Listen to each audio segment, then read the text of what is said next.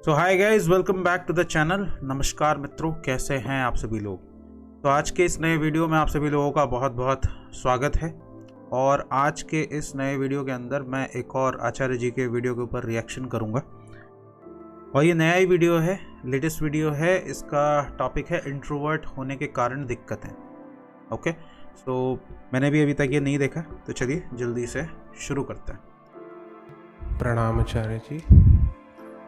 मेरा नाम अमन है और पिछले 2 साल से आपको सुन रहा हूँ। बाय नेचर मैं इंट्रोवर्ट हूँ। इन्होंने भी इंट्रोवर्ट होने की बात करी थी कि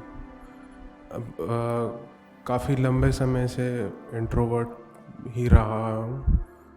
तो जब आपकी टीचिंग्स मिली मुझे और क्लैरिटी आई, तो दूसरों के साथ भी शेयर करने का दिल किया कि दूसरों को भी बताएं। पर ये जो इंट्रोवर्जन है ये बीच बीच में रास्ते में आ जाता है, जैसे बंधन बन जाता है, तो दिक्कत आती है। तो इस विषय में कुछ मार्गदर्शन करें। देखो, अध्यात्म या वेदांत में इंट्रोवर्जन एक्सट्रोवर्जन, अंतर्मुखी बहुर्मुखी, ऐसी कोई चीज़ होती ही नहीं है। ये दोनों शब्द जानते हो ना, कहाँ से आए हैं? कहाँ से आए हैं? किसने दिए हैं ये दोनों शब्द? ये अभी पिछले 100 साल की साइकोलॉजी, मनोविज्ञान से आए हैं। और इन शब्दों को देने वाले कौन थे?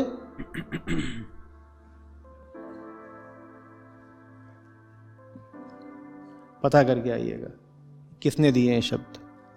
ठीक है। बहिर्मुखी किसको आप बोलने लग जाते हो? जो दूसरों के साथ घुल मिल लेता है, दूसरों से बात कर लेता है, दूसरों की तरफ ज्यादा आसानी से चला जाता है। अंतर्मुखी उसको बोलते हो जो ज्यादा अपने में रहता है, जो अगर किसी महफिल में जाएगा तो कोई कोना पकड़ लेगा। मनोविज्ञान की दृष्टि से ये दोनों बहुत अलग हो सकते हैं, अध्यात्म की दृष्टि से ये दोनों बहुत अलग नहीं है। इसीलिए आपको अध्यात्म में इस तरह का कोई विभाजन सुनने को ही नहीं मिलता, बहिर्मुखी अंतर्मुखी वगैरह ऐसा कुछ नहीं मिलता। क्यों? क्योंकि जो बाहर को जा रहा है वो किसी दूसरे व्यक्ति की संगति कर रहा है, और जो अपने साथ रह रहा है वो भी तो किसी दूसरे की ही संगति कर रहा है। ये भी कौन है? पराया ही तो है। एक तुम पराये मेरे लिए, एक ये पराया मेरे लिए। मैं तुमसे ज्यादा बात करूं कि मैं अपने आप से ज्यादा बात करूं, बात तो एक ही है ना। पर ये जो बात है ये मनोविज्ञान समझेगा ही नहीं, क्योंकि मनोविज्ञान खुद जीता है देह भाव में। मनोविज्ञान के लिए वो अलग, मनोविज्ञान का पूरा स्टडी ऑफ एरिया जो है वो माइंड है, वो बॉडी है, माइंड ब्रेन बेसिकली। और माइंड कनेक्टेड है बॉडी के साथ, तो बेसिकली वो बॉडी से ही जुड़ा रहता है। और वो हमेशा जो माइंड है उसी को समझने की कोशिश करता है। वो कभी भी साइकोलॉजी कभी भी वहां तक नहीं पहुंच पाएगी। वो माइंड के बिहेवियर पे ही सदा स्टडी करती रहेगी, क्योंकि वो उससे आगे जा नहीं सकती। उसका जो काम करने का तरीका है वो वैसा ही है। ये तो मैं हूं। अध्यात्म के लिए वो भी पराया और ये भी पराया। तो तुम उसके साथ जाकर के गपशप कर रहे हो, या चाहे आत्मसंवाद कर रहे हो अपने साथ ही। देखा ना, लोग अपने आप से ही बड़बड़ाते रहते हैं या अपने ही ख्यालों में गुम रहते हैं। वेदांत कहता है दोनों एक ही बात है। पहले मुझे बहुत दिक्कत थी। सिर्फ एक संगत होती है जो भली होती है, और वो है आत्मा की संगति। तो बाहर वाले की संगति बेशक कर लो, अगर बाहर वाला तुम्हें ले जा सकता है आत्मा की तरफ। और अपने विचारों की संगति भी बेशक कर लो, अगर तुम्हारे विचार ऐसे सुविचार हैं कि तुमको आत्मा की ओर ले जाएंगे।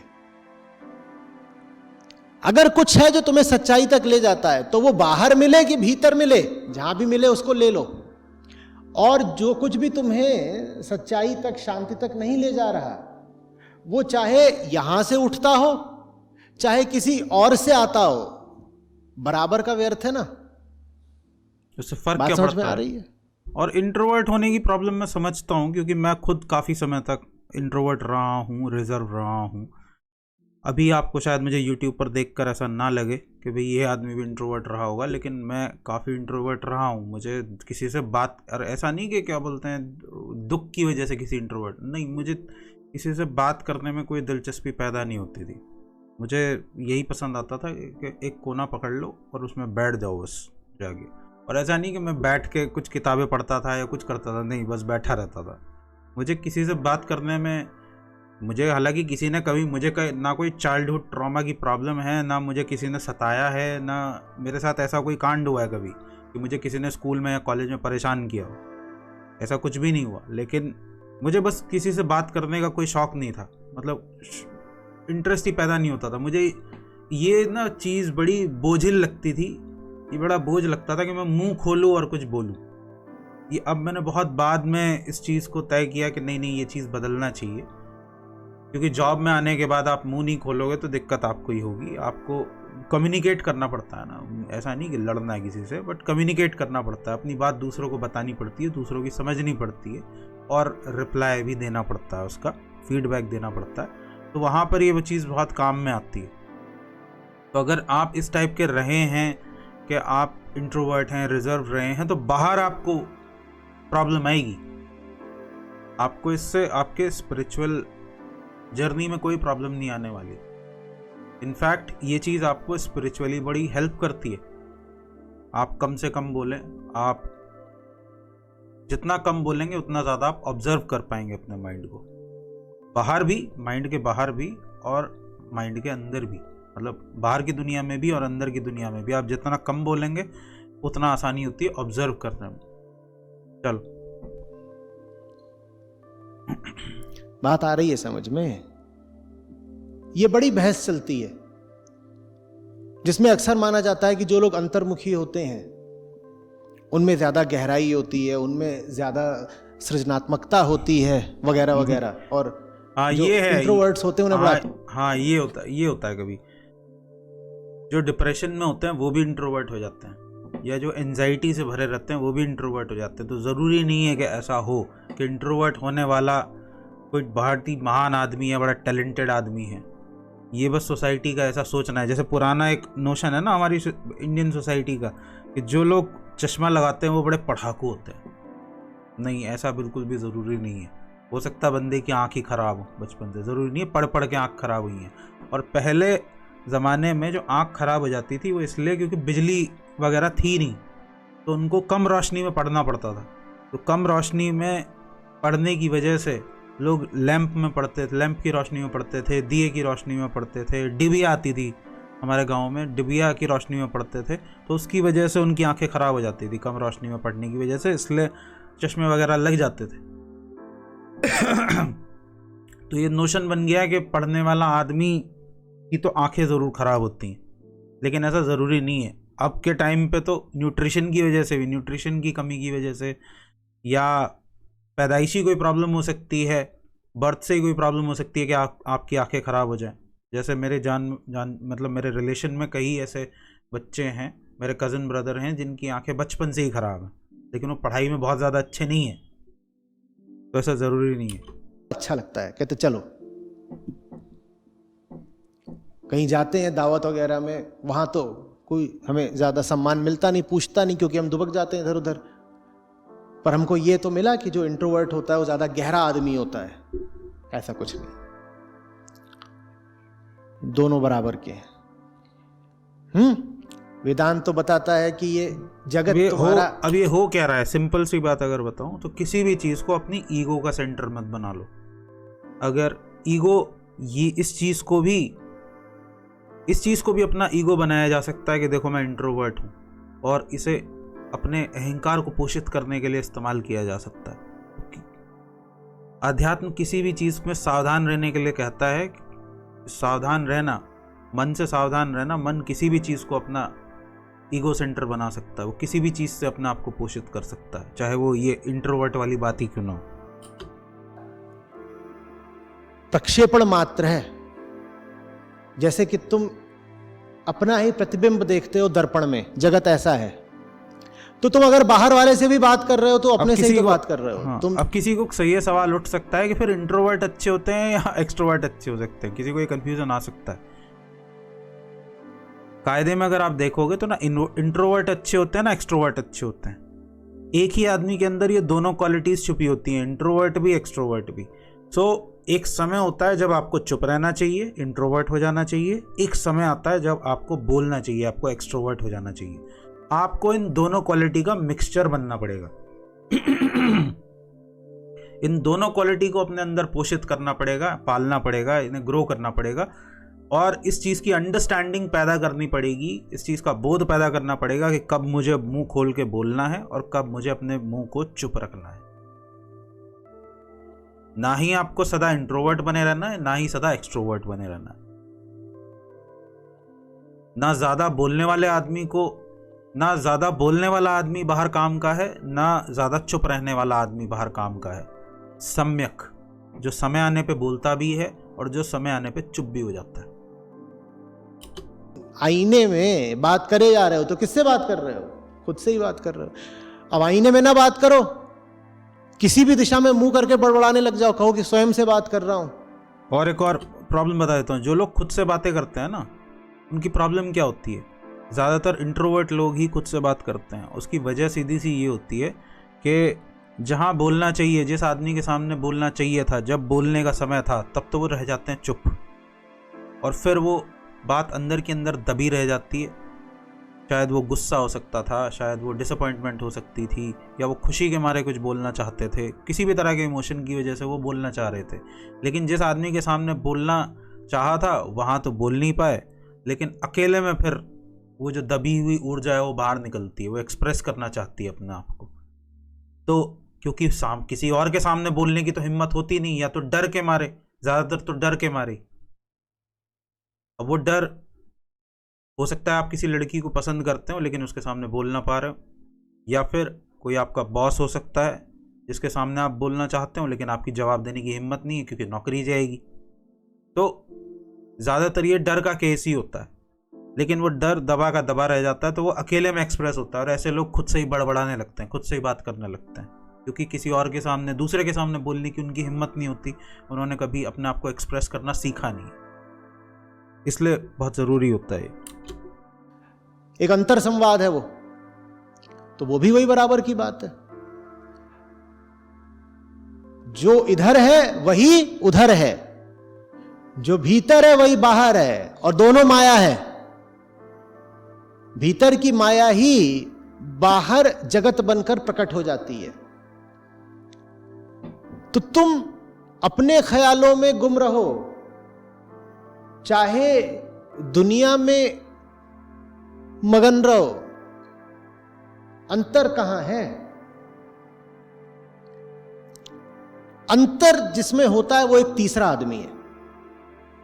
फर्क क्या पड़ता है? दोनों में ही खोए हो, चाहे अपने वो ख्याल ना में इंट्रोवर्ट खोए है हो। ना एक्सट्रोवर्ट है, और वो इंट्रोवर्ट भी हो सकता है, एक्सट्रोवर्ट भी हो सकता है। दोनों का मिक्सचर बेसिकली, जो वो आदमी दूसरे तल का है उसको। इसी चीज की बात कर रहे हैं जो मैं अभी थोड़ी देर पहले कर रहा था, कि वो जो दूसरे तल का आदमी जिसे ये बोल रहे हैं, वो ना इंट्रोवर्ट होता है ना एक्सट्रोवर्ट होता है, वो दोनों का मिक्सचर होता है। जब चुप रहने का समय होता है तो वो चुप रहता है, उसे पता होता है कि अब चुप रहना है, और जब बोलने का समय होता है तब वो बोलता है, उसे पता है कि अब चुप रहा तो गड़बड़ हो जाएगी। जैसे एग्जाम्पल के तौर पे मैं आपको कृष्ण की लाइफ की आपने एक कहानी सुनी होगी, शिशुपाल वध।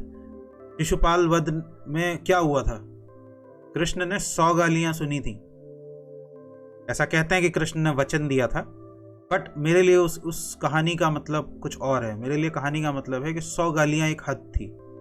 अगर एक हद के बाद आप किसी और को सहन करते चले जा रहे हो तो फिर आप उसकी अन्याय को बढ़ावा दे रहे हो। तो कृष्ण ने 100 गालियों तक तो सुना, लेकिन 101वीं गाली के बाद फिर शिशुपाल का सर काट दिया। क्योंकि अगर कृष्ण को गाली दी जाती तो कृष्ण सदा सुन सकते थे। ऐसा नहीं कृष्ण 101वीं गाली सुन नहीं सकते थे, वो सदा गाली सुनते रह सकते हैं, कोई दिक्कत नहीं है। लेकिन कृष्ण उस समय जिस भूमिका में खड़े थे वो द्वारका के राजा थे, वो द्वारका की प्रजा के रिप्रेजेंटेटिव थे, वहां पर प्रतिनिधि थे वहां पर। तो एक तरीके से राजा को गाली देना उसकी प्रजा को गाली देना भी है। तो अगर शिशुपाल गाली दे के जा सकता है तो फिर कोई और भी गाली दे के जा सकता है। तो एक समय तक तो इसे सहन किया जा सकता है, किसी की अभद्रता को एक समय तक तो आप सहन कर सकते हो, उसे ना समझ मान के उसे माफ कर सकते हो। लेकिन अगर वो आदमी यही काम किए चला जा रहा है, लगातार किए चला जा रहा है, तो हमेशा एक लाइन होती है जिसे आदमी को नहीं क्रॉस करना चाहिए, और अगर आपको लगता है कि वो लाइन क्रॉस हो गई है तो फिर आपका ये कर्तव्य बनता है, व्यक्तिगत कर्तव्य बनता है कि आप उस आदमी का सामना करें, जो कि कृष्ण ने किया। मैंने क्या गहरा कि गला काट दें आप जाके, वो ज़्यादा एक्सट्रीम है, उस ज़माने में हो जाता था, लेकिन कम से कम एक डिसेंट वे में आप उस आदमी को कहें कि अब बहुत हो चुका है, अब आपको रुक जाना चाहिए क्योंकि आप अपनी हद तक पहुंच चुके हैं, वरना मुझे रेलेवेंट एक्शन लेना पड़ेगा। को इस बात से मतलब ही नहीं है कि अलग वो कौन मैं कौन। वो कह रहा है जहां कहीं भी जो कुछ अच्छा मिलेगा मुझे चाहिए, और जहां कहीं भी कुछ व्यर्थ का है मुझे उसको छूना ही नहीं है, मतलब ही नहीं है। हो सकता है मेरी प्रकृति इंट्रोवर्जन की हो, पर सामने अगर कोई ऐसा है जिससे बात करना उपयोगी है तो मैं अपनी प्राकृतिक वृत्ति को अलग रख के उधर जाऊंगा और बात करके दिखाऊंगा। एग्जैक्टली अगर जरूरी है और तो हो फिर मुंह सकता है बोलना- कि मैं बोलना बहिर्मुखी चाहिए। हूं, मेरी प्राकृतिक वृत्ति है कि कहीं मिल जाए 2-4 लोग तो लगो बकबक करने उनके साथ।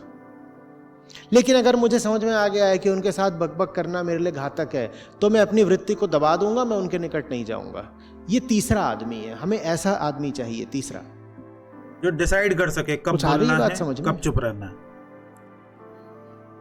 इसमें आपकी चेतना की कोई बात नहीं होती है, अंतर्मुखी बहिर्मुखी ये सब, ये तो प्राकृतिक गुण है, बचपन से ही तो ऐसे होते हो।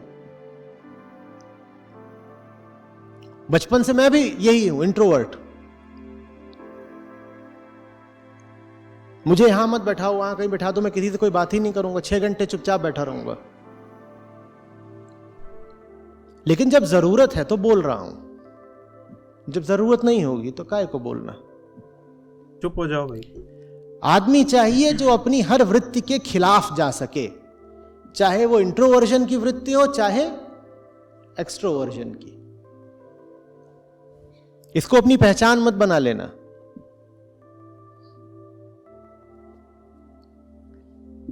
वृत्ति कोई भी हो प्रॉब्लमेटिक होती है, ये समझ में आ रही है बात? वो कभी ना कभी फंसा देगी आपको।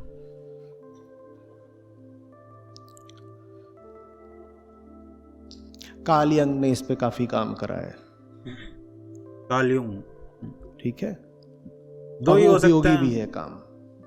साइकोलॉजी में दो ही सबसे ज़्यादा इम्पोर्टेंट आदमी रहे हैं जिनको फादर ऑफ साइकोलॉजी कहा जाता है। एक है Carl Jung, Carl Gustav Jung, और दूसरे हैं आपके सिगमंड फ्राइड। तो शुरुआत में मुझे भी लगा था इन दोनों में से कोई एक ही होगा, या तो कार्ल यूंग होंगे नहीं तो सिगमंड फ्राइड होंगे जिन्होंने ये इंट्रोवर्ट और एक्सट्रोवर्ट की बात कही होगी। लेकिन वेदांत की गहराई अलग है। पश्चिमी मनोविज्ञान ने जितना भी काम करा है उसमें एक मूल भूल है, वो ये कि वो द्वैतात्मक है, वो जगत को सत्य मानकर काम करते हैं। और भगवत गीता को देखोगे तो एक तरह से वो भी मनोविज्ञान का ही ग्रंथ है, पर वो द्वैतात्मक नहीं है, वो जगत को सत्य मानकर काम नहीं करता।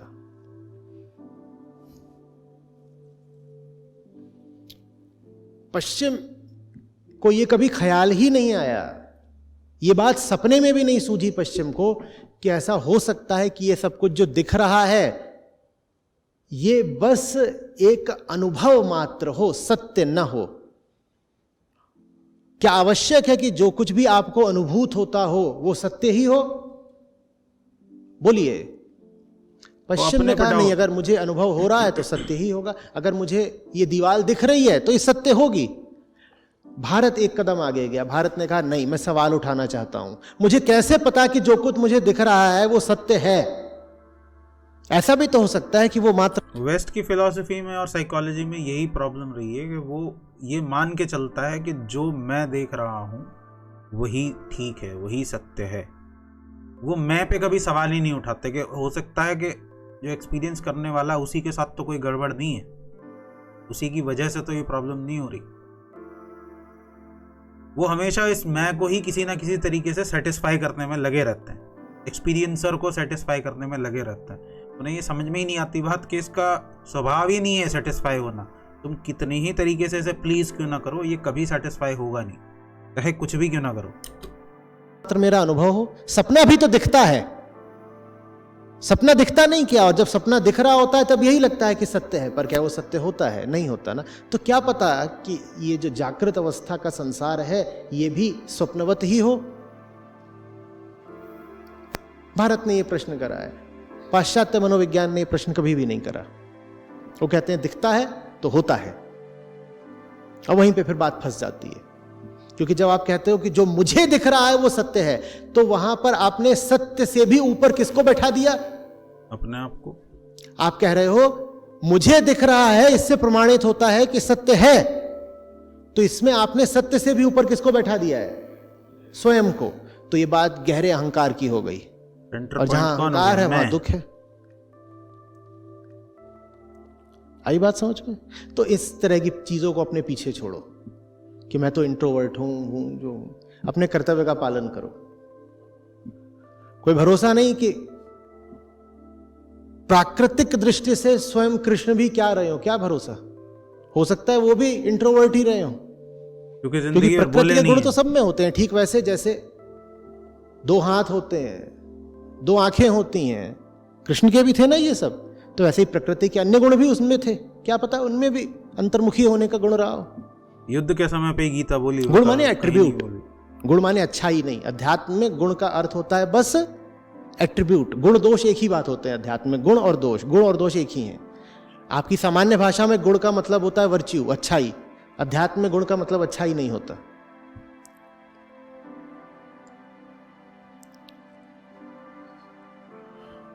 समझ में आ रही है बात?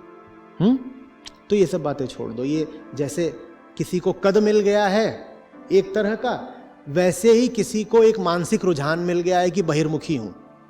जैसे कद को बहुत महत्व नहीं देना, वैसे ही अपने बहिर्मुखी होने को नहीं देना। प्रकृति ने किसी को पुरुष बना दिया, किसी को स्त्री बना दिया, इस बात को क्या इतना महत्व देना है? स्त्री जब जलती है तो क्या अलग तरह की राख बनती है, लिपस्टिक वाली? जल के तो राख उसको भी होना है, बराबर की राख। कौवे लौट रहे हैं उसमें, मजे कर रहे हैं, करें जो थोड़ा काला रंग और चमक जाएगा हमारा। ये जीवन भर गोराई ही बढ़ाती रह गई। राख भी गोरी गोरी होनी चाहिए थी, हुई नहीं। ये सब प्रकृति की बातें हैं। मिट्टी को मिट्टी जानो, उसके जो छोटे छोटे भेद हैं उनको इतना महत्व नहीं देते।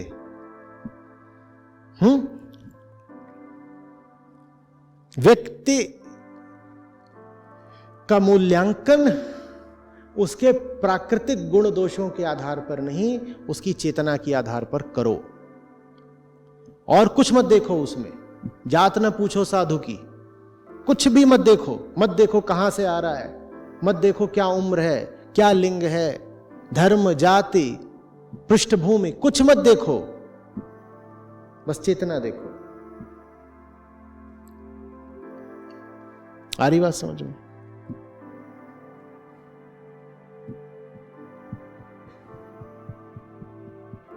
या अंतर्मुखी हो इसलिए मुझे नहीं सुनोगे, अपने आप को सुनोगे। कि ये तो एक्सट्रोवर्ट्स करते हैं ना कि दूसरों के पास जाएं, उनसे बात करें। मैं तो इंट्रोवर्ट हूं, मैं तो अपनी सुनूंगा। आइडेंटिटी मत बना लो यार किसी भी चीज को अपनी। आइडेंटिटी सदा चेंज होती रहती है। आइडेंटिटी असल में एक इम्परमानेंट चीज है। जो आइडेंटिटी बहुत प्रॉब्लम इंट्रोवर्ट है वो मौन नहीं हो गया है। मौन होना आध्यात्मिक बात है, वो बस अपने साथ हो गया है। और अपनी संगति बाहर वाले की संगति से कोई बेहतर नहीं होती है, ये बात समझो अच्छे से। जो भीड़ के साथ है, महावीर ने भी बात की है अपने साथ होने को। महावीर का बहुत जोर है कि अपने साथ हो जाओ, जैसे उसके लिए वो शब्द यूज करते हैं संलीनता। लेकिन अपने साथ इसलिए हो जाओ ताकि अपने आप को समझ सको। यहाँ पर जो बात हो रही है वो बात हो रही है कि अपने आप में ही मत फंस के रह जाओ। आदमी अपने आप को समझने की कोशिश नहीं करता। इंट्रोवर्ट आदमी अपने साथ ही फंस के रह जाता है, वो अपने से बाहर ही नहीं जा पाता।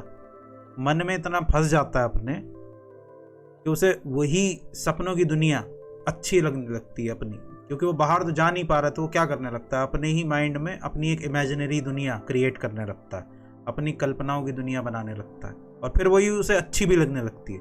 वो बाहर की सच्चाई को देखना नहीं चाहता, वो उसी कल्पना वाली दुनिया में ही जीता है। वो तो एक स्थूल भीड़ के साथ है, जो अपने साथ है वो एक सूक्ष्म भीड़ के साथ है, क्योंकि वही भीड़ जो आपको बाहर दिखाई देती है वो आपके खोपड़े में भी तो नाच रही है ना। भीतर क्या ये सब नहीं भरे हुए हैं? मामे, काके, चाचे, ताऊ, फूफी, ये सब भीतर भी तो घुसे हुए हैं। हो सकता है तुम इनसे बाहर बाहर नहीं बात कर रहे, पर ये तुम्हारे ख्यालों में हो, तो अपने ख्यालों के साथ तो तुम भीतरी संगत कर रहे हो इनकी। क्या अंतर रहा? ये बात आई है समझ में?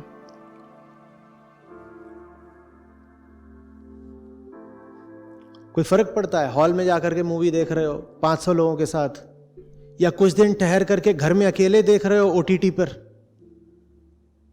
यही अंतर हो गया लगभग एक्सट्रोवर्ट इंट्रोवर्ट में। मूवी तो एक ही है ना, वहां 500 लोगों के साथ देखी और यहां अकेले देख ली, अकेले देखी, पर पिक्चर तो वही है। आध्यात्मिक आदमी वो है जो तस्वीर ही बदल देता है। अरे पिक्चर बदल दी, वो ये नहीं कहता पिक्चर अभी बाकी है, वो कहता पिक्चर खत्म कर दी। पिक्चर खत्म हो गई मेरे दोस्त, अब सच्चाई शुरू होती है। जो है जैसा है वैसा ही देखेंगे, अब कुछ इम्पोज नहीं करेंगे। धन्यवाद आचार्य।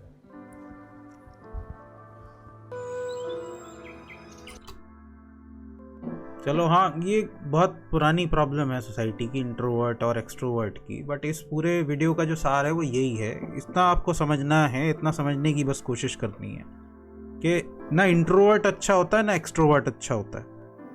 अगर आपको सही में बेस्ट केस सिनेरियो चाहिए, बेस्ट केस बनना है आपको, तो आपको इन दोनों का मिक्सचर बनना पड़ेगा।